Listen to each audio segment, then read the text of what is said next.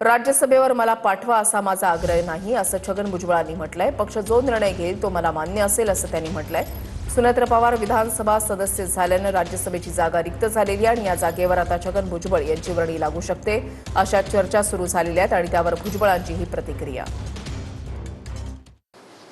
सुनेत्राताई पवार आता उपमुख्यमंत्री म्हणून त्यांनी काम हातात घेतल्यामुळं आणि विधानसभेत सुद्धा त्या निवडून आल्यामुळे स्वाभाविकच आहे की विधानसभा सदस्य म्हणून त्यांना यापुढे राहावं लागणार।